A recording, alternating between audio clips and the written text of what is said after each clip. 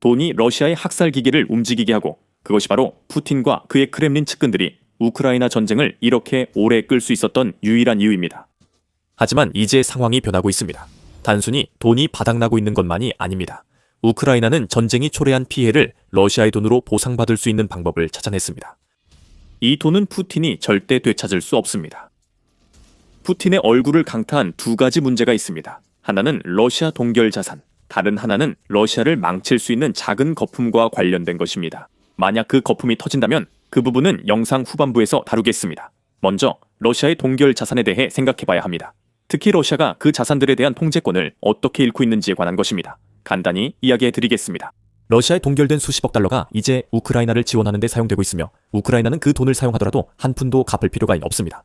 이 이야기의 핵심에는 유럽연합, 즉 EU가 보유하고 있는 2100억 유로, 약 2470억 달러가 있습니다. 유로마이단 프레스에 따르면 유럽연합 대출 메커니즘이 우크라이나가 푸틴의 침공에 맞서 방어하는 데 필요한 재정 여유를 제공했습니다.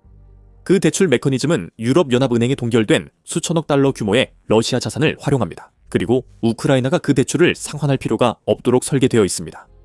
작동 방식은 이렇습니다. 2025년에 우크라이나는 공공부채 473억 달러를 추가했습니다. 그건 끔찍한 소식이지만 푸틴의 국가 전쟁 규모를 생각하면 불가피합니다. 좋은 소식은 부채가 늘었지만 우크라이나의 차입 비용은 거의 절반 가까이 줄었다는 점입니다. 이렇게 된 가장 큰 이유는 G7, 즉 주요 7개국 이 동결된 러시아 중앙은행 자산을 담보로 우크라이나에 지원한 자금 덕분입니다. 추가된 473억 달러의 부채 중 G7 국가들, 이 우크라이나에 제공한 ERA 대출이 379억 달러를 차지합니다. 그리고 여기서 우크라이나에게 정말 유리한 점이 있습니다. 유로마이단 프레스에 따르면 우크라이나가 받은 ERA 대출은 11년에서 12년의 유예 기간이 있어서 이 기간 동안에는 상환을 하지 않아도 됩니다. 그 유예 기간이 끝나면 상환이 시작됩니다. 하지만 우크라이나는 그 상환을 하지 않을 것입니다. 우크라이나의 돈을 빌려준 바로 그 국가들이 남아있는 러시아 동결 자산에서 나오는 수익을 사용해서 우크라이나의 부채를 상환할 것입니다. 우크라이나는 한 푼도 갚지 않아도 됩니다. 대신 러시아는 자산 자체를 잃지 않으면서 동결된 자산에서 나오는 수익을 잃게 됩니다. 이는 우크라이나의 동결 자산을 직접 넘길 때 생길 법적 문제를 피하려는 유럽연합의 방식입니다. 여기에서 볼 수 있는 것은 반복될 수 있는 장기 계획입니다. 우크라이나 전쟁이 몇 년 더 이어진다면 우크라이나에 큰 영향이 있을 것입니다. 그 시대의 대출 덕분에 우크라이나의 평균 차입 비용은 7.2%에서 4.5%로 떨어졌습니다. 유로마이단 프레스에 따르면 우크라이나의 대외 부채 비용은 4.5%에서 1.9%로 더 낮아졌습니다. 우크라이나 재무부는 12월 30일 발표한 수치를 활용해 더 자세히 설명했습니다. 재무부에 따르면 우크라이나는 2025년에 총 524억 달러의 대외 자금을 확보했으며 그중 70% 이상이 ERA에서 나왔다고 합니다. 러시아 동결 자산을 담보와 상환 메커니즘으로 활용하는 대출입니다. 기타 자금에는 유럽연합 우크라이나 지원 기금에서 받은 120억 달러 대출이 포함됩니다. EU는 이 기금으로 우크라이나에 6억 6,800만 달러의 상환 없는 보조금을 추가 지원했습니다. 그 외에도 2025년 우크라이나의 대외 자금 조달 규모는 약 23억 달러에 달하며 세계은행, 국제통화기금, 일본 등에서 대출이 제공되고 있습니다. 복잡해지니 본론으로 돌아가겠습니다. 우크라이나는 ERA 대출로 약 380억 달러를 받았고 상환 의무가 없습니다. 러시아가 상환해야 하며 이는 푸틴을 상당히 불편하게 할 것입니다. 곧 논의할 또 다른 사안과 마찬가지로 그를 자극할 것입니다.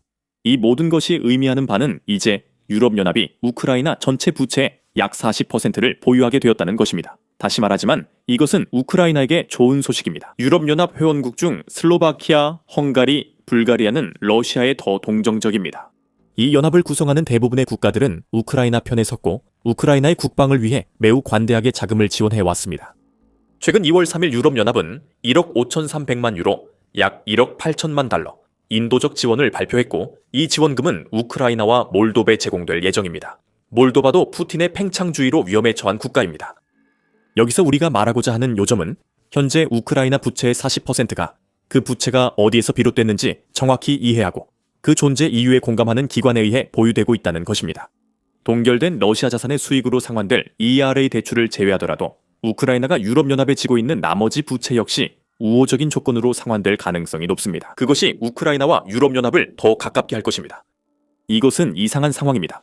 빚이 오히려 마음을 더 가깝게 만드는 것 같습니다. 아니면 좀 더 정확히 말하자면 푸틴에 대한 분노가 러시아가 우크라이나의 방위를 위해 비용을 지불하도록 강제하는 메커니즘을 만들 수 있게 해주는 것일지도 모릅니다. 유럽 외교관계위원회 European Council on Foreign Relations가 지적했듯이 이 자금이 우크라이나에 미칠 영향은 아무리 강조해도 지나치지 않습니다. 국제통화기금은 우크라이나가 2026년 봄까지 방위 자금을 모두 소진할 것이라고 전망했으나 이제 푸틴의 최대 요구에 굴복할 상황은 오지 않을 것입니다. ERA 대출은 유럽연합이 유럽연합 기능조약 Treaty on the Functioning of the European Union 122조 2 명시된 위기시 권한을 발동함으로써 우크라이나에 대한 지지를 확실히 보여주도록 했습니다. 이 조항은 이러한 대출과 같은 조치들이 회원국의 정족수 과반수만으로도 채택될 수 있도록 허용합니다. 이 CFR에 따르면 이는 유럽연합 인구의 65%를 대표하는 15개국에 해당합니다. 다시 말해 이 대출이 뒤집히려면 유럽연합 내에서 상당히 극적인 일이 일어나야 한다는 뜻입니다. 몇몇 회원국의 거부권만으로는 효과가 없습니다.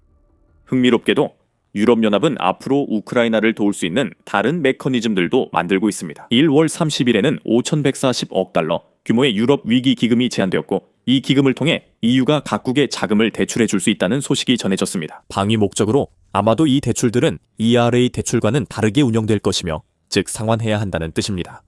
유럽의 이익에 부합한다면 특히 볼로디미르 젤렌스키 대통령이 2027년쯤 우크라이나의 유럽연합 가입을 기대하는 만큼 그 자금은 우크라이나가 더 오래 자립 방어하는 데 도움이 될 수 있습니다. ERA 대출이 고갈돼도 우크라이나는 어느 정도 숨통이 트일 수 있습니다. ERA 대출이 러시아 침공 이후 인구 위기 극복에 도움이 되기 때문입니다. 유로마이단 프레스가 지적했듯이 우크라이나가 여전히 통제하고 있는 지역의 인구는 침공 이전 4,100만 명에서 3,100만 명으로 줄었습니다. 1,000만 명의 감소분 중 240만 명은 점령지에 있고 670만 명은 해외로 탈출한 난민입니다. 여기에 전쟁에서 사망한 수만 명의 군인들까지 더하면 인도주의적 문제와 경제적 문제 모두가 발생하게 됩니다. 4년 만에 1,000만 명을 잃은 나라는 당연히 노동력 부족을 겪게 됩니다. 노동력이 줄어들면 국방 노력을 위한 수익을 창출할 기회도 줄어듭니다. 이것이 우크라이나의 부채가 처음부터 그렇게 높아진 여러 가지 요인 중 하나입니다. 러시아 자금으로 상환되는 대출은 인구 문제는 해결하지 못하지만 우크라이나에 더 많은 시간을 줄 것입니다. 곧 알게 되겠지만 영상 초반에 언급한 거품은 언제든 터질 수 있습니다. 이는 러시아가 우크라이나보다 더 빠르게 시간이 부족해질 수 있음을 의미합니다. 안타깝게도 이 모든 긍정적인 소식에 또 다른 제동이 걸려야 합니다. ERA만큼이나 막대한 대출이 우크라이나에 제공되고 이는 우크라이나가 러시아와 몇 년 더 싸울 수 있게 해주겠지만 우크라이나는 아직 위기에서 벗어난 것이 아닙니다. 현재 인구 문제는 전쟁 후에도 큰 부담이 될 것입니다. 우크라이나의 부채도 마찬가지로 2025년 8월 이후 국내 총생산의 100% 수준을 맴돌고 있습니다. ERA 대출은 우크라이나가 8월 상환해야 했던 1,840억 달러, 부채 기여분의 1을 약간 넘습니다. 따라서 상환은 계속되어야 하며 전쟁 후에도 수년간 우크라이나에 영향을 줄 가능성이 높습니다. 그러나 상황은 더 악화될 수 있었습니다. 대안은 우크라이나가 봄까지 자금이 고갈되어 소련 붕괴 이후 우리가 알던 모습으로 존재하지 않게 되는 것이었습니다. 그리고 이것이 다시 버블 이야기로 돌아가게 만듭니다. 하지만 그 전에 여러분은 더 밀리터리 쇼를 시청하고 계십니다. 아직 구독하지 않으셨다면 이런 인사이트가 담긴 영상을 더 보고 싶으시다면 지금이 바로 구독하기에 완벽한 시기입니다. 이제 우크라이나와 EU는 푸틴의 돈을 빼앗는 방법을 찾아내 러시아가 스스로 파괴하려는 방어의 비용을 부담하게 하고 있습니다. 그 버블, 특히 전쟁 내내 러시아를 지탱해온 금버블이 이제 곧 터질 위기에 처해 있을지도 모릅니다. 2월 3일 텔레그래프의 국제 비즈니스 리그 에디터인 엠브로즈 에반스 프리차드는 러시아가 이제 흥미로운 입장에 처하게 되었다고 썼습니다. 그것은 제2차 세계대전 초기 영국이 처했던 상황과 유사한 점이 있습니다. 싸움을 계속하기 위해 영국은 당시 현금 및 운송 방식으로 알려진 제도에 따라 미국의 금과 외환 보유고를 팔아야 했습니다. 러시아도 우크라이나 전쟁 내내 금값 급등에 힘입어 같은 일을 했습니다. 푸틴이 우크라이나를 침공한 후 전쟁 자금이 2천억 달러 넘게 늘었습니다. 그는 그 금에 크게 의존합니다. 2024년 12월 유로뉴스는 금이 러시아의 핵심 전략 자원이 되었다고 보도했습니다. 제재로 러시아의 석유가스 판매 능력이 저하됐기 때문입니다. 당시 러시아는 약 2,571 미국식 단톤 또는 2,333 미터톤의 금 보유량으로 세계에서 5번째로 많은 금 보유국이었습니다. 블라디미르 푸틴이 2월에 침공을 시작한 이후로 러시아는 더 많은 금 비축을 쌓으려고 노력해왔습니다. 텔레그래프는 러시아가 아프리카의 금 거래에 대한 개입을 강화하고 있다고 보도했습니다. 아프리카 대륙의 금광을 장악하기 위해 용병과 크렘린이 지원하는 군사 정권을 파견하는 것을 의미하는데, 러시아는 이미 가지고 있는 것보다 더 많은 금을 원합니다. 왜냐하면 금은 제재하기 매우 어려운 상품이기 때문입니다. 금은 석유보다 옮기기 쉬워 밀수에 적합합니다. 금융 네트워크 감시를 피할 수 있고, 통화 판매는 기록이 남지만 금은 그렇지 않습니다. 금 판매는 충분히 은밀하게 이루어진다면 아무런 증거도 남기지 않을 수 있습니다. 구매자가 과거보다 더 많은 금을 보유하게 된다는 점 외에는, 그리고 그마저도 구매자나 판매자가 자신이 보유한 금에 대해 투명하게 밝힌다는 가정해서만 그렇습니다. 블라디미르 푸틴은 이 모든 금을 원했던 이유가 자신이 금을 사줄 구매자들을 찾을 수 있다는 걸 알고 있었기 때문입니다. 그 중에서도 중국이 가장 대표적입니다. 에반스 프리차드는 중국이 푸틴의 전쟁 경제를 현금과 현물 방식, 점점 더 러시아 중앙은행 금고에서 직접 금괴를 전달하는 형태로 떠받치고 있다고 언급했습니다. 하지만 러시아는 이제 문제에 직면했습니다. 금 가치 폭락과 가격 하락으로 며칠 만에 수십억 달러가 전쟁 자금에서 사라지고 있습니다. 러시아가 여전히 막대한 금 보유고를 가지고 있다는 것은 중요하지 않습니다. 그 금의 가치가 하락하면 푸틴이 할 수 있는 일은 많지 않습니다. 금값 폭락의 초기 단계는 여러 단계를 거쳐 1월 26일이 시작되는 주에 시작됐습니다. 금요일 한 주 마무리 시점에 금과 은 가치 폭락으로 분석가들이 충격을 받았습니다. 은 가격은 하루 만에 최대 30%까지 하락했습니다. 하지만 러시아에게 더 중요한 것은 금값이 약 10% 폭락했다는 점입니다. 유로뉴스는 추가적인 수치와 함께 배경 설명도 제공하며 이 점을 지적했습니다. 금값은 1월 29일 온스당 5,600달러라는 사상 최고치를 기록했지만 다음 날에는 온스당 약 4,770달러로 폭락했습니다. 이 의미를 이해하려면 약간 계산이 필요합니다. 앞서 2024년 러시아의 금 비축량이 2,500톤을 조금 넘는다고 말씀드렸습니다.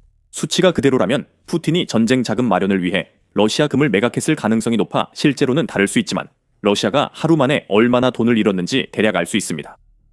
미국식 톤인 당위톤은 표준 금 측정 단위인 트로이온스로換算하면 29,166.7 트로이온스에 해당합니다. 29,166.7 트로이온스에 온스당 5,600달러를 곱하면 됩니다. 그러면 금 1톤당 약 1억 6,333만 달러가 나옵니다. 그 금액에 2024년 러시아의 금 보유량인 약 2,500톤을 곱하면 총액이 약 4,080억 달러가 조금 넘게 됩니다. 그 다음에는 하락 이후의 가격으로 같은 계산을 합니다. 그러면 금 1톤당 1억 3,912만 달러가 나오고 총액은 약 3,478억 달러가 됩니다. 다시 말해서 24시간 만에 약 600억 달러가 손실된 셈입니다. 지금 말씀드린 숫자들은 러시아 금 보유량 기준 대략적인 수치입니다. 이 수치들은 푸틴이 시장 요인으로 겪는 고통의 크기를 보여줍니다. 이런 시장 요인은 푸틴이 통제할 수 없습니다. 이제 답해야 할 질문은 간단합니다. 1월 30일에 우리가 목격한 금값 폭락이 대규모 시장 조정이었는지, 아니면 금 거품을 터뜨릴 작은 구멍이었는지 말이죠. 가격은 여전히 불안정합니다. 에반스 프리차드는 텔레그래프에서 푸틴이 전쟁을 계속할 충분한 자금을 보유했다고 지적했습니다. 오늘 금값은 4,925달러로 3년 전 1,900달러에서 크게 올랐습니다.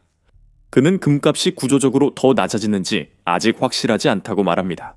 그러나 금 가치가 작가가 언급한 더 낮은 구조적 수준까지 하락할지는 여전히 의문입니다. 에반스 프리차드는 1월 30일 이후 금값 반등이 슈퍼랠리 시작은 아니라고 지적합니다. 슈퍼랠리는 금값이 예전 수준으로 오르는 것을 뜻합니다.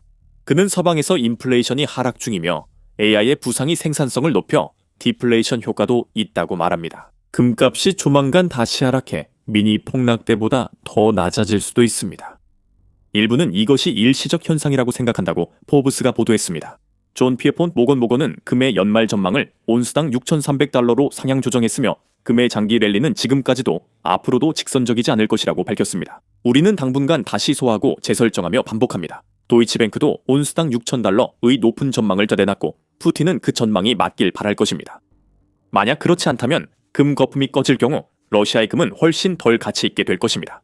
푸틴은 중국의 시진핑 주석에게 의지해 구제받는 것이 쉽지 않을 수도 있다는 사실을 알게 될지도 모릅니다. 중국은 최근 러시아에서 대량의 금을 사들이기 시작했으며 지금도 계속 많이 사고 있을 수 있습니다. 하지만 시진핑에게 중국과 러시아의 관계는 동지애보다는 기회의 관계입니다. 그리고 중국의 시 주석은 더 나은 기회가 있다면 푸틴을 내버려둘 의향이 있음을 이미 보여줬습니다. 에반스 프리차드는 중국이 4년간 러시아를 간접 지원한 뒤 유럽 주요 경제 강국과의 관계 회복을 시도하고 있다고 말합니다. 강대국들이 시진핑에게 푸틴의 금거래를 중단하라고 하면 그는 더 나은 무역 관계를 위해 그 자원을 포기할 수도 있습니다. 이 이론을 뒷받침하는 중국의 기회주의적 사례는 많습니다. 텔레그래프는 12월에 2024년 기준 중국산 차량의 러시아 수출이 2023년 대비 7배 증가했다고 보도했습니다. 이로 인해 라다, 카마즈와 같은 러시아 국내 자동차 제조업체들이 생산을 늦출 수밖에 없었습니다. 텔레그래프에 따르면 카마즈는 차량 수요가 60% 감소했으며 라다는 생산량을 거의 50% 줄였습니다. 중국이 이 틈을 이용해 강하게 진입해 현재 러시아 자동차 제조업체에 큰 문제를 일으키고 있습니다. 중국은 서방 제재를 기회 삼아 러시아산 석유와 가스를 크게 할인된 가격에 대량 구매하고 있습니다. 또 한 번 시진핑이 기회를 활용한 것입니다. 그리고 이 모든 일이 벌어지는 동안 중국의 러시아 투자액은 2011년 12억 달러대에서 2025년 말에는 겨우 4억 달러로 급감했습니다. 이런 맥락에서 중국은 러시아의 동맹이 아니며 에반스 프리차드에 따르면 중국이 푸틴을 지원할 가능성도 낮습니다. 우크라이나의 전쟁 목표 달성을 위한 현대판 랜드리스, 무기 대여법 가능성은 거의 없습니다. 다시 말해 푸틴이 중국에 더 이상 가치가 없고 골칫거리가 되는 순간 시진핑은 러시아 대통령을 버릴 것입니다. 그렇게 되면 러시아는 예전보다 가치가 떨어진 엄청난 양의 금만 남게 되고 대량으로 팔 수 있는 상대도 없게 될 것입니다. 따라서 이번 주는 러시아에겐 이중고였습니다. 푸틴은 러시아의 몇 안 되는 풍부한 원자재 가치가 폭락할 때 이를 어떻게 극복할지 고민해야 합니다. 이 모든 것은 우크라이나가 경제적 지원을 받으면서 일어났습니다.